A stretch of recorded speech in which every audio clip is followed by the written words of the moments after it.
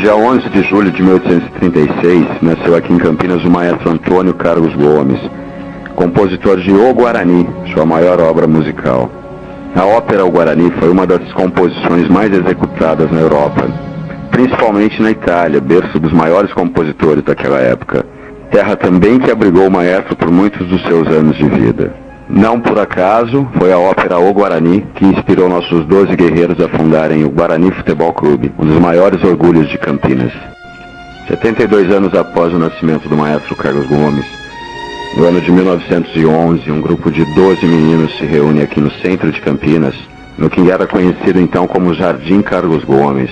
Esses meninos eram todos de origem humilde, na maioria filhos de operários ou até operários, e inspirados pela obra do maestro, resolveram dar ao clube que estavam formando, naquela época apenas um time de futebol, o nome de Guarani Futebol Clube.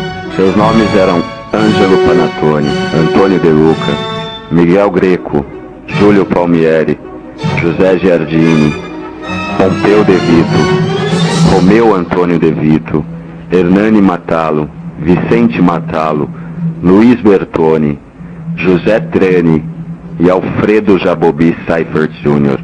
Depois de algumas reuniões entre eles marcaram para o dia 1º de abril de 1911, naquilo que era conhecido como Jardim Carlos Gomes da época, hoje Praça Carlos Gomes, no centro de Campinas, a reunião derradeira, definitiva, aquela que marcaria o início da história do Guarani Futebol Clube.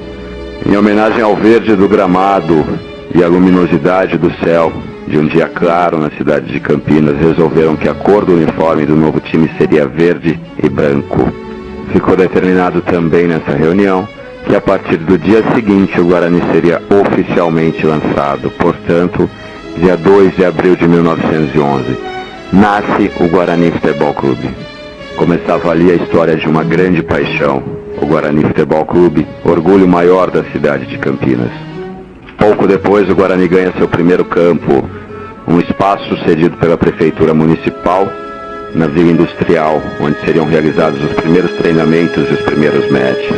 Esse era o começo do Guarani, o começo da história bugrina que aqui nós vamos repercutir e contar para vocês.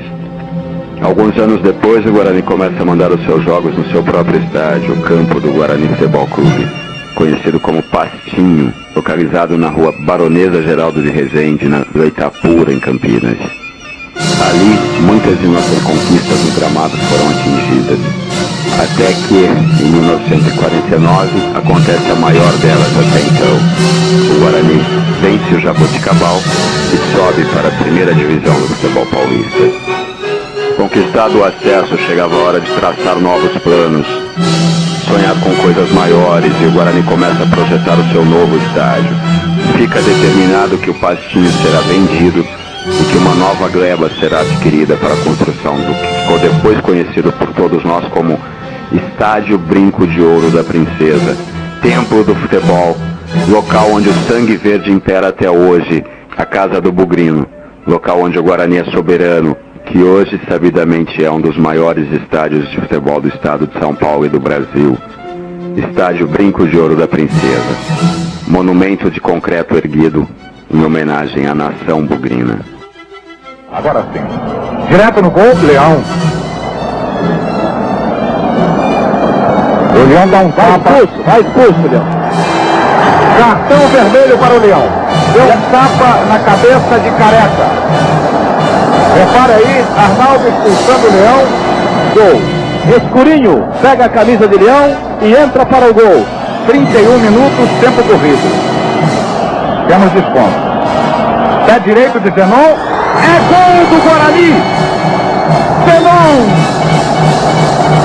O Escurinho parte pelo canto certo. É o primeiro do Guarani. Zenon de pênalti. Repara outra vez, o Escurinho sai do lado esquerdo e é nesse campo exatamente que vai o chute de Zenon. Agora, Guarani 1, Palmeiras 0. No Brinco de Ouro, o Guarani conquistou sua glória máxima na história futebolística. Em 1978, um time formado por jogadores na maioria desconhecidos e jovens, alguns oriundos das categorias de base, surpreende o mundo e se transforma simplesmente no campeão brasileiro de 1978. Era a conquista da Taça Brasil, similar ao campeonato nacional da época. Tinha que perder de 2-0 para não ser campeão. E quando fez este gol, assegurou o título. Chance do Guarani, vai sair o gol, Gilmar, ainda Careca, pé direito. Do Guarani, Careca! Abre o caminho para a conquista do título inédito em Campinas de campeão brasileiro, Careca! Uma jogada de Bozó e depois com um aproveitamento consciente, calmo, chutando rasante no canto direito. Canto direito, Guarani, Careca, 0 Palmeiras. Um gol que premiou o time e o jogador, que em qualquer momento estão sempre correndo e criando para tentar marcar. O que seria um gol de placa?